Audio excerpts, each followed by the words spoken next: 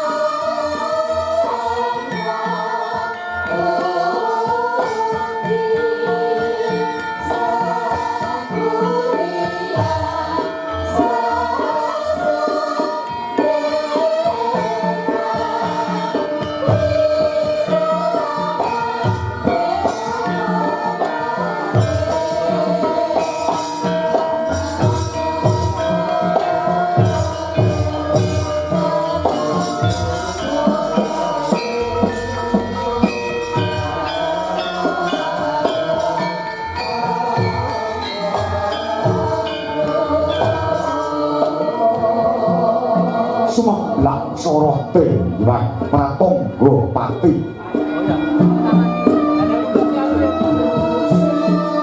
Sunaring ginapit gunung temah pengamu sorot lembayung sumamburat lerbang sotane nganggo rapuh narata sunaring Hyang Arka tinampi sirat pengkah Hyang Suraya mangmok datang mungkal kawis tinggal gilar punang sirat labet mantulaken sorote Hyang Pratangga Pati.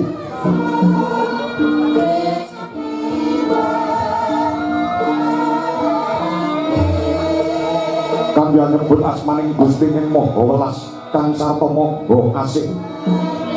Kamur marinara buka kandha aringgih ingkang ginelar ing mangke jagating para Jawata.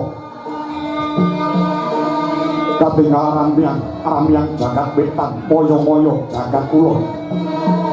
Yekti dudu soroting Surya Candra Daru Hyang Kartika. Sarta dudu tejaning Brahmana kang agya mestu bata aning datang kageng kang ginumit ing dalu mangke imbang-imbang ana ing mancapada tan ana sami kejawi amung gumlaring kayuwangan Suralaya ya sinebut ing Junggring Saloka ya ing Jungkiri Kailasa kondhar ngandel bawana ya paku jamur kataliwarna. Pramila sinebut Suralaya mengkuwerdi jagating jiwa luhur sinebut Junggring Saloka awit sasana ingkang sinung cahya sumara pindha Saloka binabar Pinastan Junggiri Kailasa yekti dununge dumunung ana pucuking Gunung Himalaya wondar ngandhir bawana teges jagating pamuja dene paku jamur kataliwarna satuhu ing mriko dadi sasana paugeraning pangesti ana padang dudu padaning rahina ana peten dudu petening mengi najan datang guguh ora kaos lesu datang unjuk ora salib saben-saben amung kaperbawan kukusing dupa penyang ratus garu cendana amrit angambar-ambar gandane arum sumebar weh prabawa rasa mulya pemangun madukara turta sinembuh sabawaning para brahmana pasumintri ingkang samya angucap japa angidum mantra memayu ayuning bawana pramila datang momongkak kalamunta Suralaya kang wonten raos sangsaya sinangsaya cinedha cedhak padha winada anane amung nikmat mumangat satata nitya lasing tawa ingkang jumeneng minangka gegununganing Kahyuwangan Suralaya mapan wis ana pilahe dewi-dewi lamun to buta prajeka pandhita peparap Nalendra Sejuluk yen dewa wenang awisik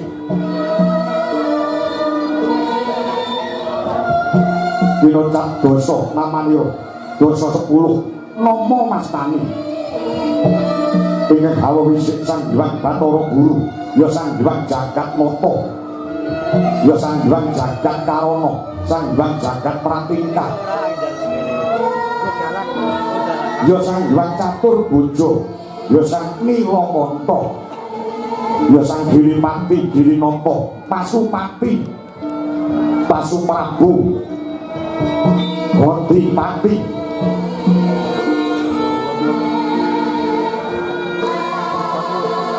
Purwacarita Purwamanda ya Sang Hyang Manikmaya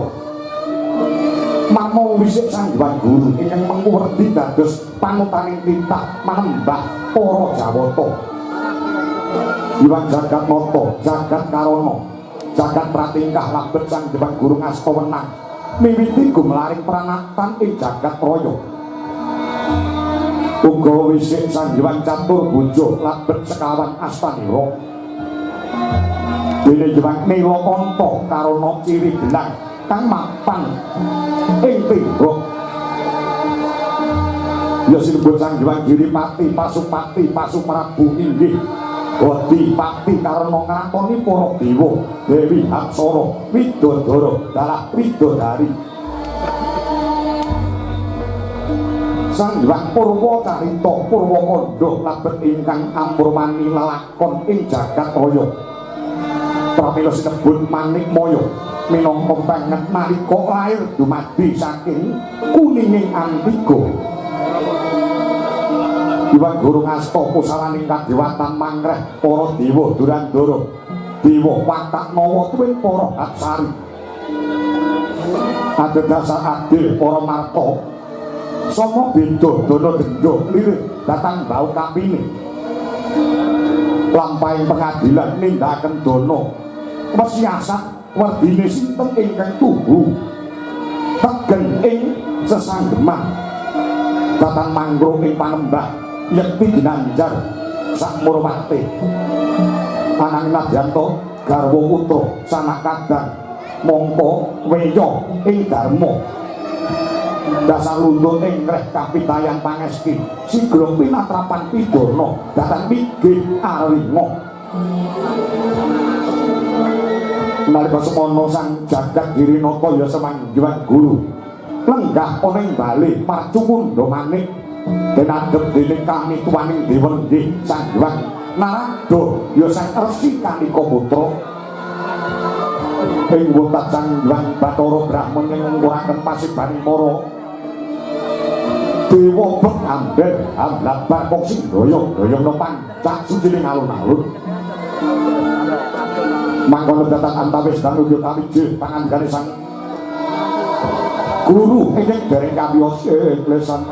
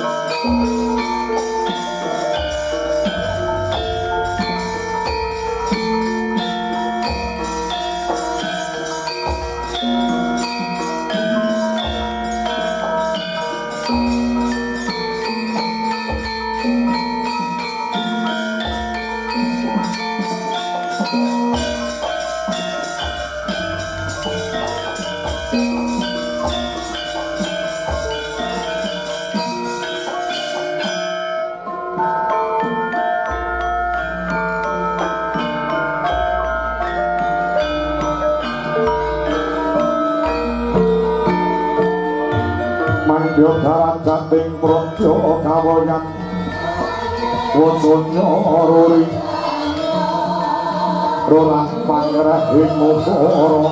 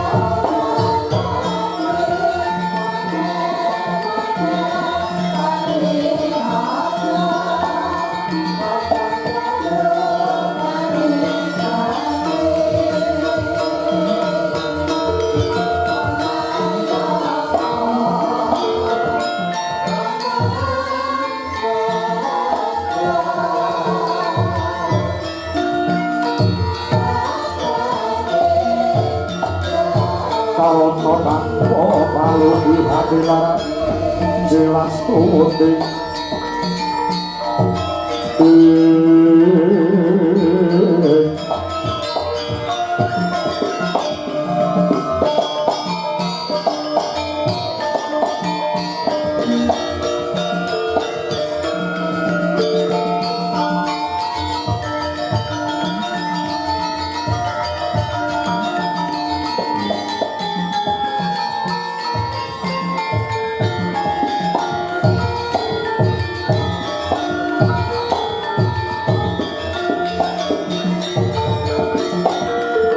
Jono sarjono kelu kalungun kala tiga tidem tandhaning dumati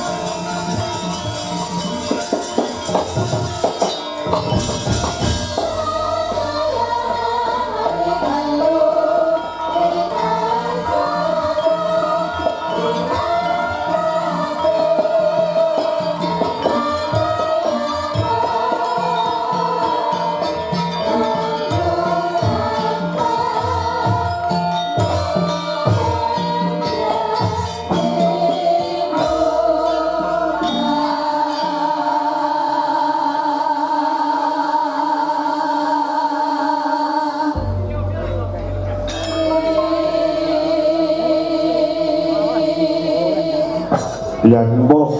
pamoring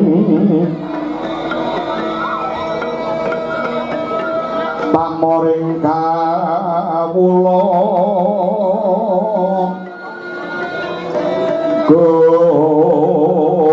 Gusti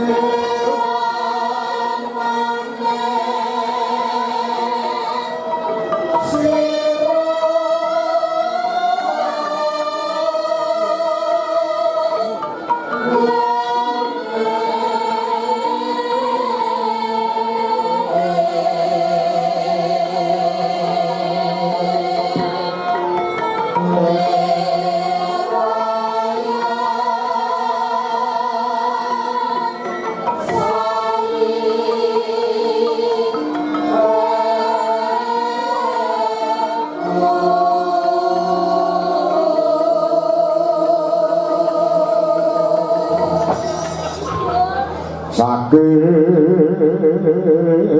dalan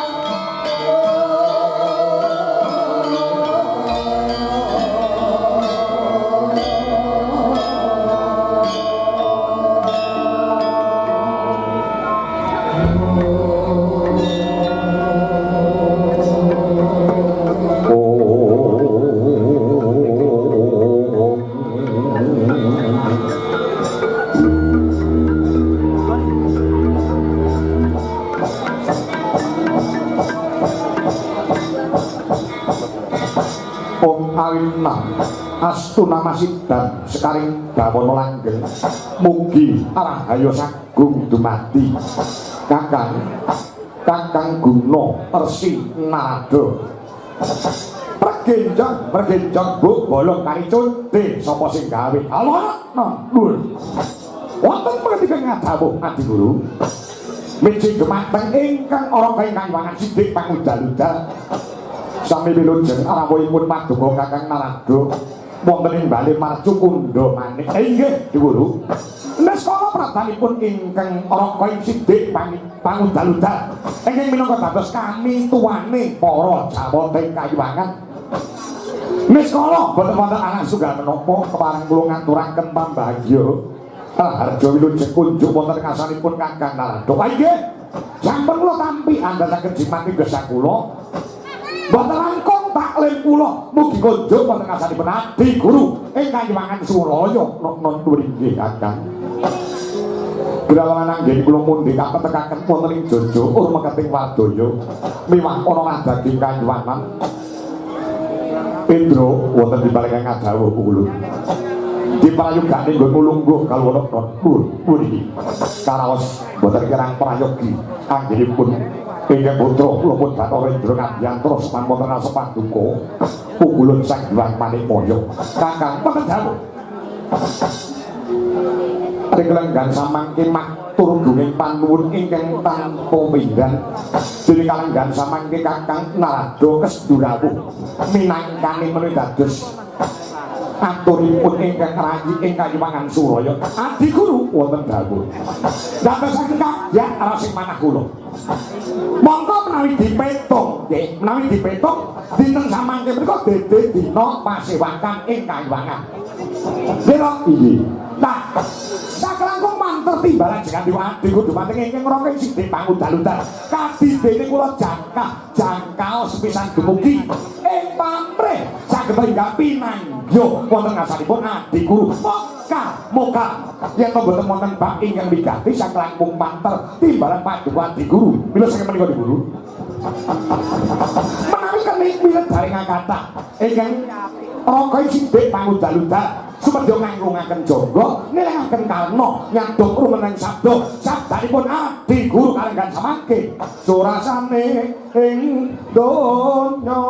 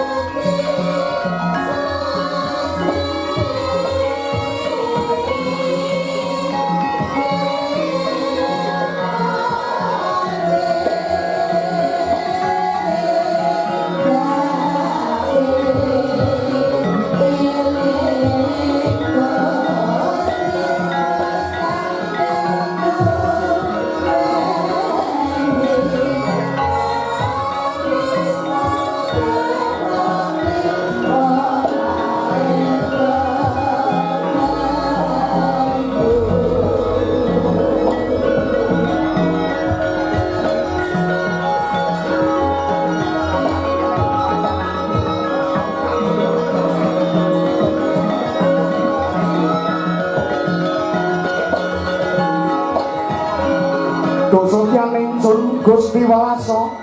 kasih asma sing margi ora asmara oh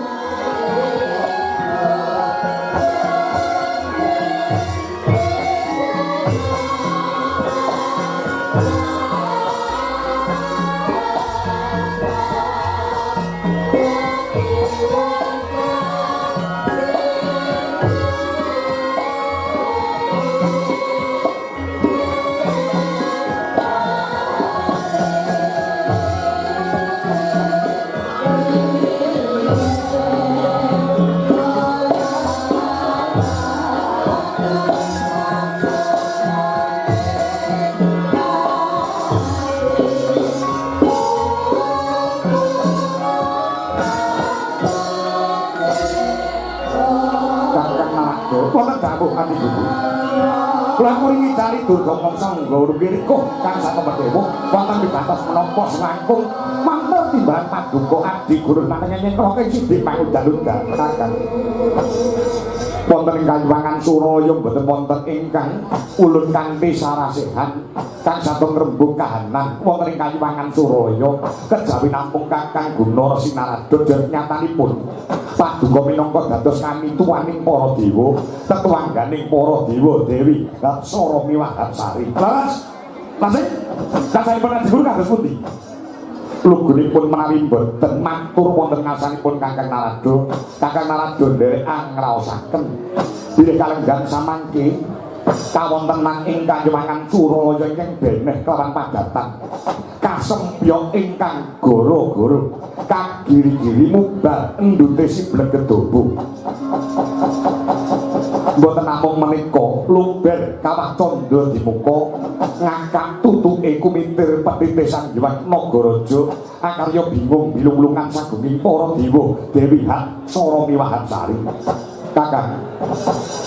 miturut pamawasipun Kakang Narada goro-goro ingkang nimbrung wonten ing Kayuwangan Suralaya menika kasebabaken saking menapa kepareng kula nyuwun dawuh ati guru dewa tuwek kaya dene Narada menika nganggo ngelmu titek tegese niteni lelakon utawi lelampahan ingkang sampun kelakon kula menika namung nganggo ngelmu titek niteni kedadian saben-saben Kayuwangan Suralaya menika taman goro-goro kagiri-giri menika awit wonten sipate umat utawi titah ngarcapada ingkang gentur tapane manteng semedine manunggak rasane kelawan Gusti ingkang akarya jagat gedhe pangaribawani satemah Kayuwangan Suralaya kasor perbawa kasempyoke kanang goro-goro ngaten kakang nggih dados goro-goro ingkang nyimbruk wonten ing Kayuwangan Suralaya menika awit wonten umating Gusti ingkang kelenggan samengke nedhen tateki yoga brata Kakang Narada wonten dawuh miturut gagasanipun Kakang Narada pamawasipun Kakang Kanika Putra sinten ingkang kelenggan samangke nedhen tateki yoga brata ngasuraken perbalane Kayuwangan Suralaya kakang dosa tyaning sun Gusti Walasa tasih kaswase maragya lara asmara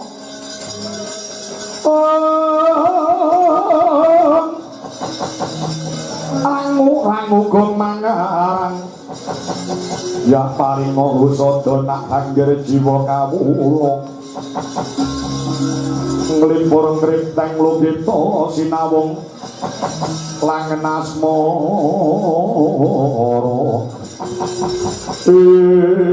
sareng kula teliti kanthi permati Guru sareng kula teliti kanthi permati Keblat papan lima pancer ingkang wonten Madyapada ingkang sumunar mawa cahya ingkang blarengi mata tumraping para dewa ingkang mapan wonten ing Kayuwangan Suralaya menika timbul saking Gunung Tidak nggih wonten wonten mriku wonten titah pepelingan jagat kenging sinebut lananging jagat lancuring Madyamata. Pun Arjuna nggih Janaka anak Pandhu Dewanata. Ingkang nembe teteki yoga brata wonten mriku Satemah Suralaya kalah perbawane kalih Janaka.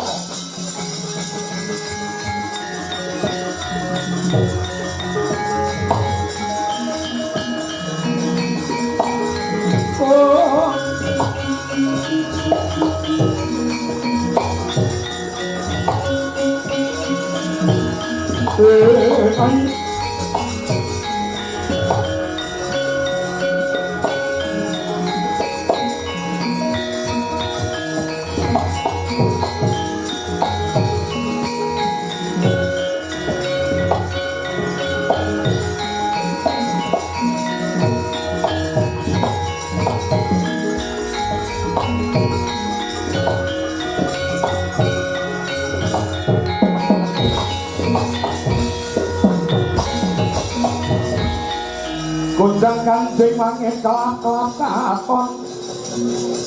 Lending sanging alis risang mawe gandrung sabarang katulu sabarang katulu mukir moyang mayik saking tias bali woro lumare sang gandrung duh hari sumitra tanaya parandra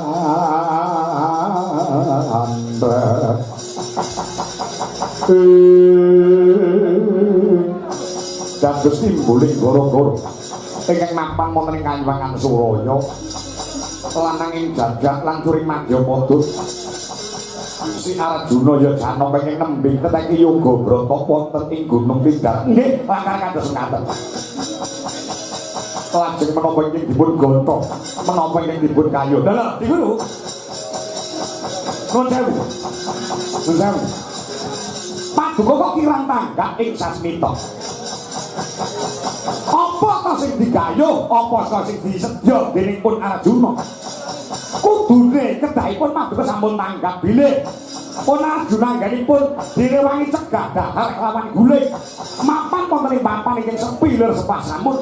menika gayuh kanugrahaning dewa ingkang sinebut Wahyuta Jali Dingulu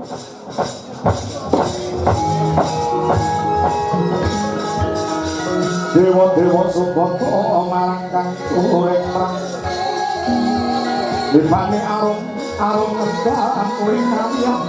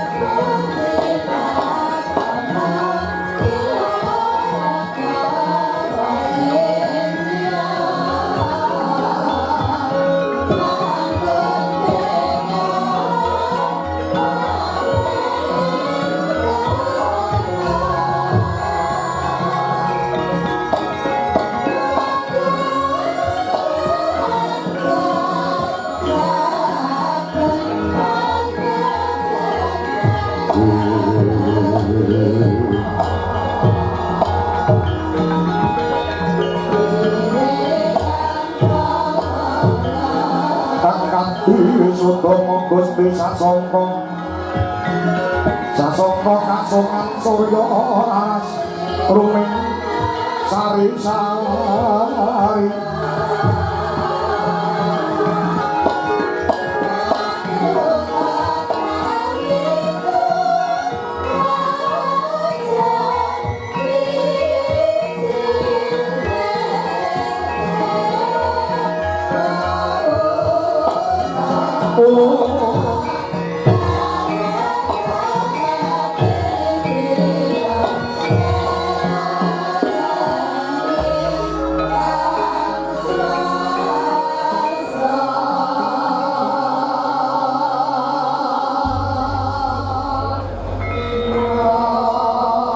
Kasiring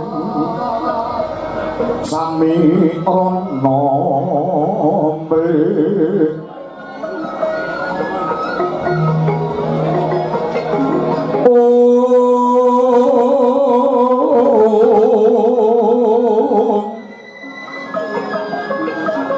sekarang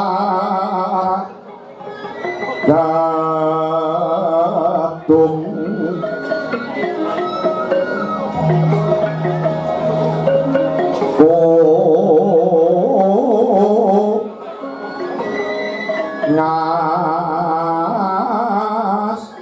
gandanyo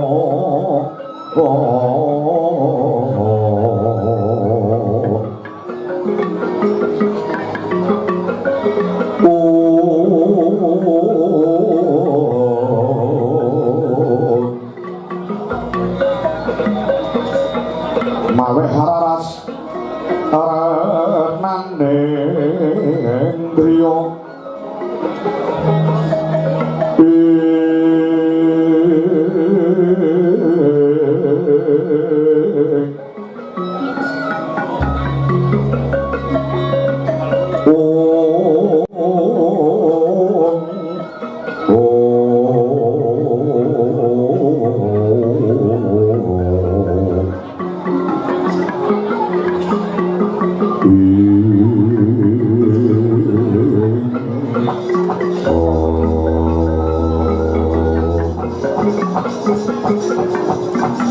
yo jagat yo dewa yo Bathara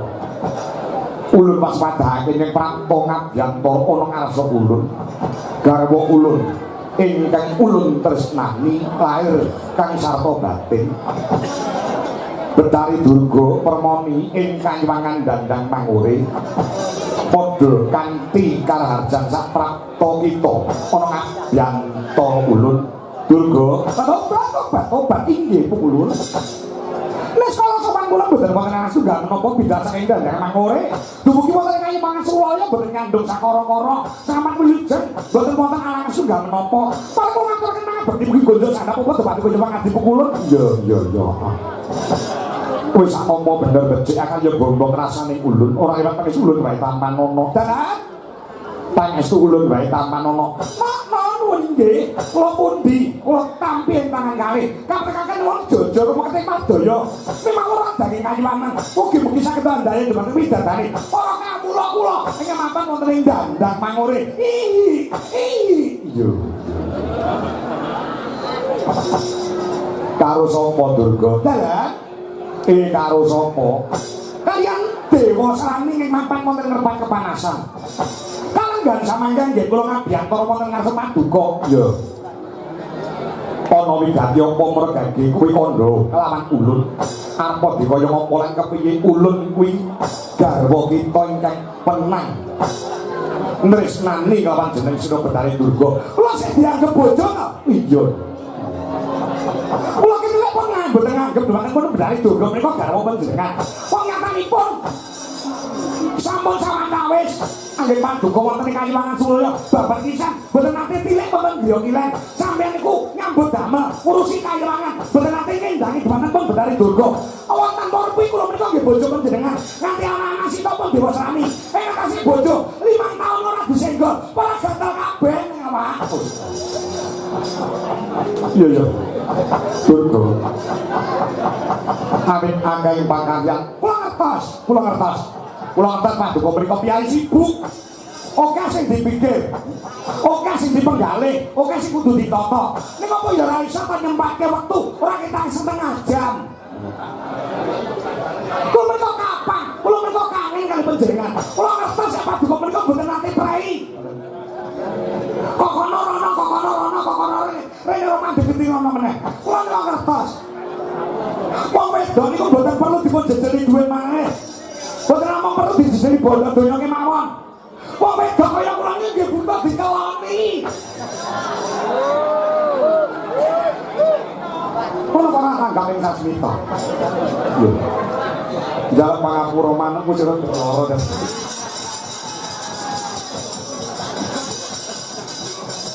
durung ana wektu kang mirunggan mengko yen to wis ana wegati apa mergati kakang kula tak nyuwun katrangan dhumateng paduka wonten maribasan anak pola bapa kerajaan anak pola bapa kerajaan menika liripun kados pundi tegese menika kados pundi anak pola bapa kerajaan kuwi mawa makna mawa teges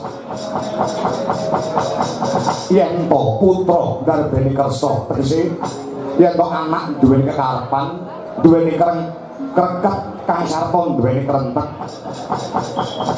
sak bisa-bisa wong tuwa kudu bisa nyembadani mereka sembadani sedya kang jinangka dening putra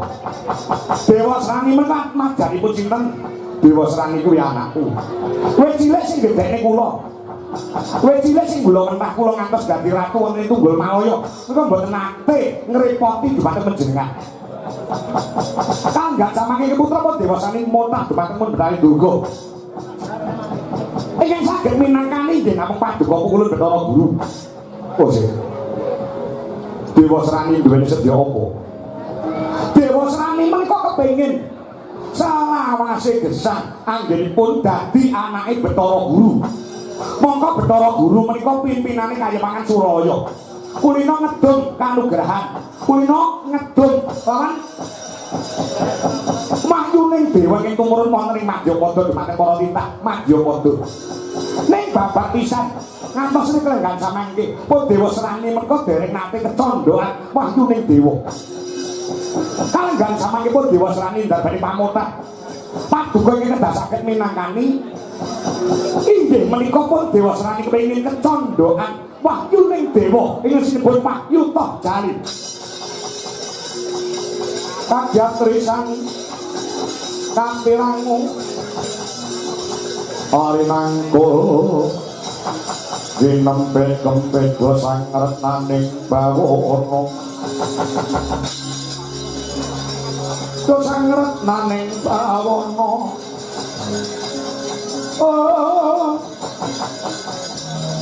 ya si tukang malang ati ya si tukang kenesing jas ya si tukang bodoh karing sampai sampun ngentosipun ring alun-alun Kayewangan wonten tempat kepanasan panguwasa wonten ing Suralaya menika kasta dening Paduka Nyuwun Dipukulun Bathara Guru Nyuwun Dipukulun Bathara Mahnikmaya Paduka ingkang nemtoke abang ijo ning lelampahan ing mampang wonten Kayewangan Jonggring Salaka Wahyu Toh Jalil menika Paduka ingkang ndarbani hak wewenang badhe dipun paringaken dhateng sinten khususan ing kelenggan samangke pareng manglung dhumateng ing putra-putri Dewa Srani kemareng-maringaken wujudipun kanugrahan Wahyu Toh Jalil dhumateng ing putra-putri Dewa Srani Durga wonten dawuh monggo jeneng sira sumuruk lan mangerteni sapa wae kepengin kecondhoan wahyuning dewa sing kudu dilakoni ya kuwi gelem teteki yoga brata secirih mapan ana nggon sing sepi lir semasamut direwangi cegah dahar lawan guling menika kangge titah sanesipun Dewa Srani menika putra panjenengan anake Bathara Guru angele sepira kali Dewa Srani menyo kowe tak wenehi Wahyu Toh Jalil angele sepira kali gelem apa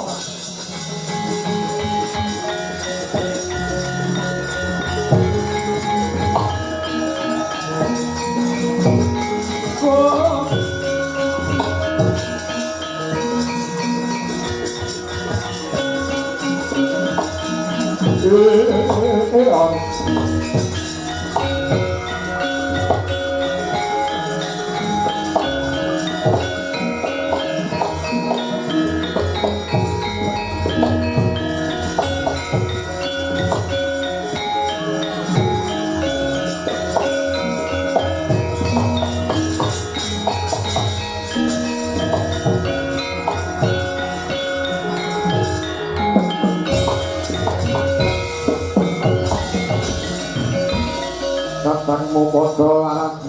dena becik besok haman demo baris kang prayitno ayo saron wong Darawati yo jagat Yudiwa yo batur ewuh ana ing pambudi Rikrenggan sampeanku aku kudu bisa foto panjenengan saged panjenengan niku saged pimpinan niku wenang ngepak bun-bunane para dewa sedaya dewa tekan badhe manut kaliyan panjenengan abot pengancame pun dewa serani dumateng panjenengan dewa serani ngancam nganti pukulan Bathara Guru ora kepareng maringake wujude wahyu toh jari dumateng pun dewa serani badhe mati gantung wonten ing alun-alun Tunggul Malaya kanggo tega napa mboten paduka nyawang gilang-gilang wandhanipun dewa serani angel sepiro abote sepiro kali maringke wahyu toh jari dumateng pun dewa serani yo tak pinangkani apa sing dadi kekarepane si dewa serani makari dikulo gagal iki kok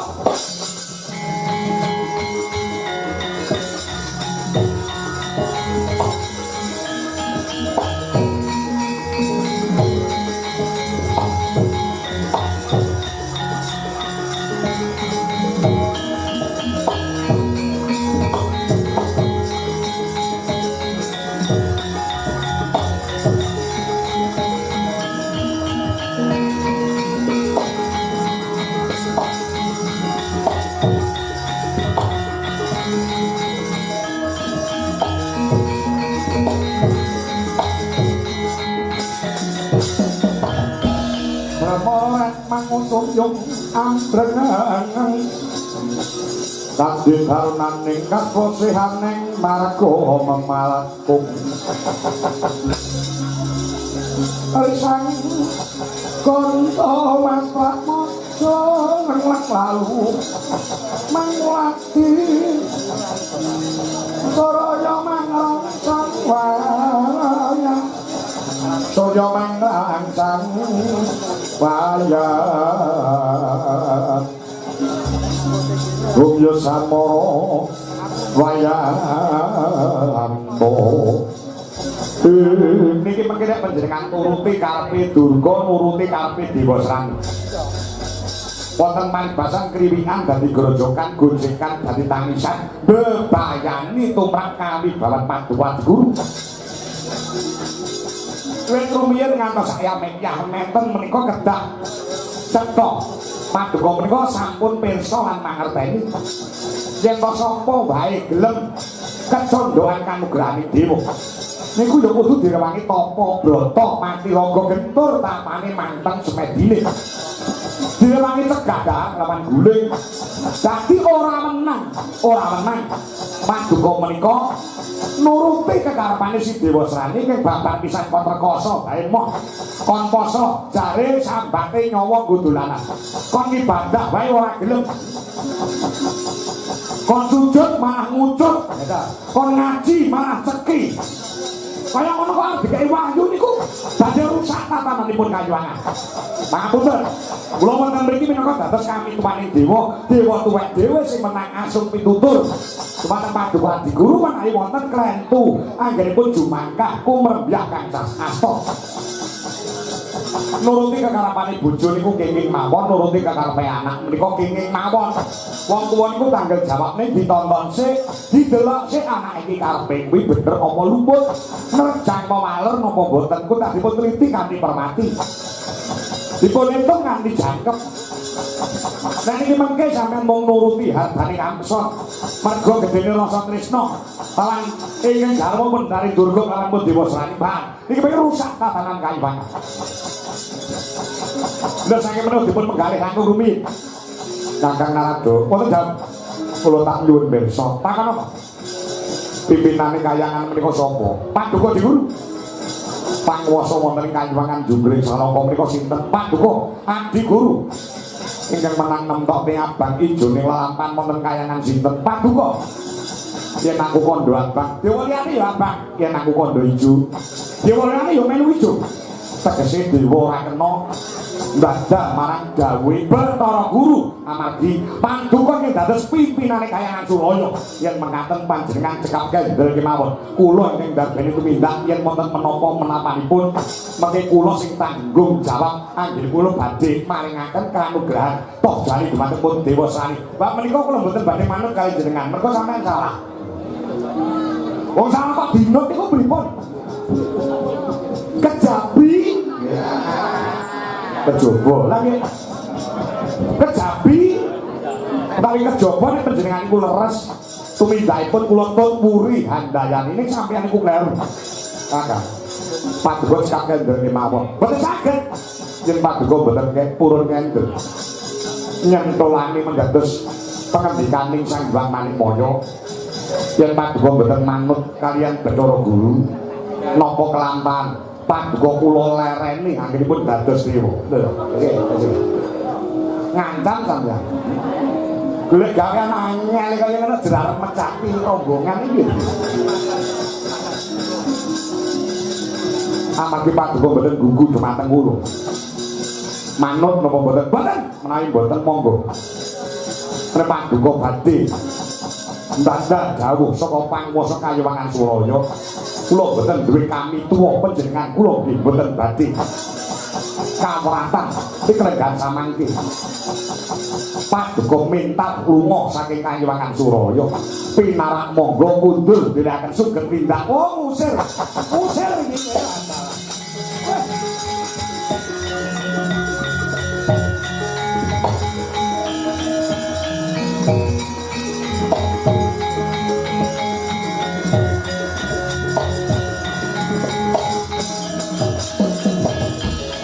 Kahyangan Suraya niku tentrem ayem ning bareng ketekan Betari Durga wis tahanan Kahyangan runyam awane saya bentar saya panas Kakang Narada napa nuwun sewu taringanipun budheg pinarak monggo kundur ndherekaken sugeng tindake lah ditundung lunga tenan ya kaku becik kaku apik iki lho kena nggih contoh kena nggih tulodo wong lanang iki ketoke gagah ketoke dadi pimpinan ning nang omah ki asline kalah karo sing wedok ketoke gawe seragam aparat ketoke bintange pirang-pirang ning getak karo sing wedok goblok dadak ketoke dadi dalang larang regane ora tau prei lek bareng kleru digetak karo bojone ya mungkem terang gondro sepiro pun suruh dirut saya tinggal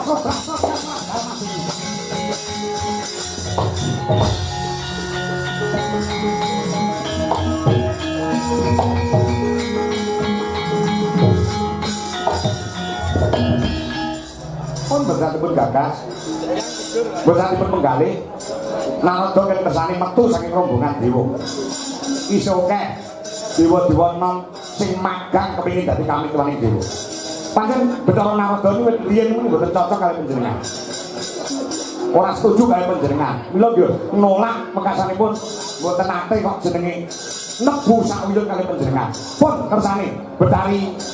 Durga ing badhe nanggel perkawis menika bakulipun paduka saking netepi kewajibanipun wong tuwa marang Kemang yuta jari dhumateng dewa sami. Perkara lungane Bathara Narada men lunga rasa balik Kahyangan Suraya ora butuh kami tuane dewa Bathara Narada sing bakatine kaya ngono. Piye cangkemmu? Cangkemmu piye? Rumasane kowe sadar. Aku sing tekan ngabisanan pun. Oh nah. Suralaya iki jane ayam tentrem. Angger ketekan karo wong wedok sitok iki. Gegel kae.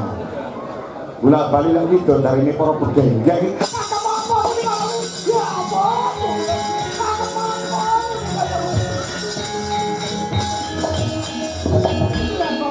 Mawon apa kula tidak widok darine begengge. Lah iya apa ora? Inggih Bu kula. Nah iya ya wis ora usah protes. Dina samangko lungguh kang prayoga bakal ulun jaten piye carane supaya entuk waktu.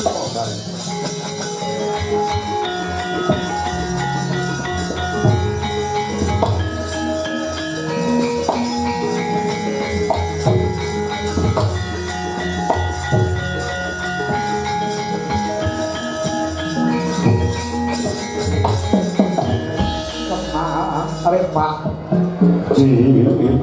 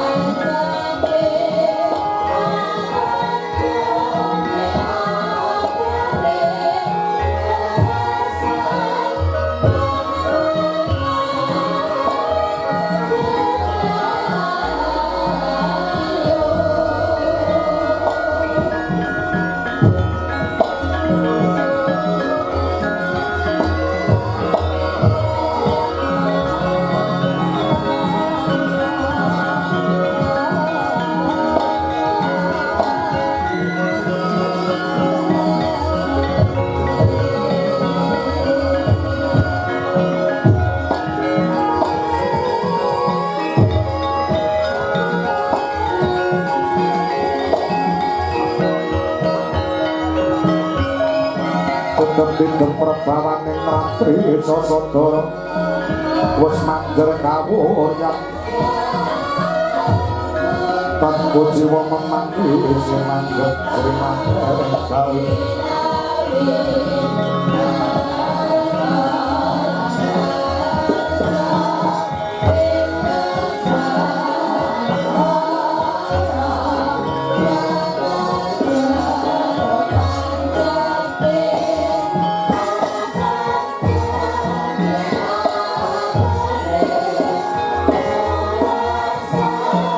Parbasan Dilpasuni Pawa Biya nglakoni panjapa kudu pawa pangurbanan permohonan. Menapa kedah kula tindakaken urip kaya mangan suwul kemangan goro-goro mandur ditimbulake saka pakapining penengah Pandhawa si Janaka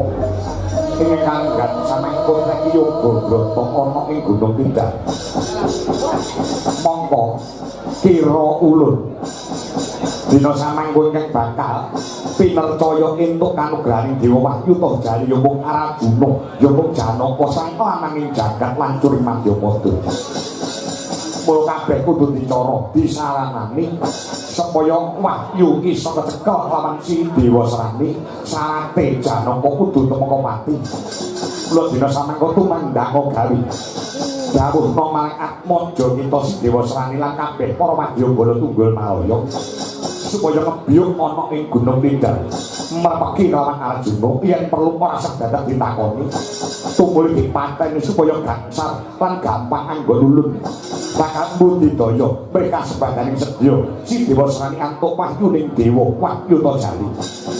pekaten ulun ya pancen kaya mangkono temaca dawuh pangandika Paduka ulun kula badhe dawuh dumateng Dewa Srani sinantas bagus mugi-mugi kasebatas penjangkanipun ingin putrapun Dewa Srani mungkin sejarah kanugrahan Wahyu Jali saged kagem wonten astanipun Dewa Srani ya telung setah bakal sing ati-ati Durga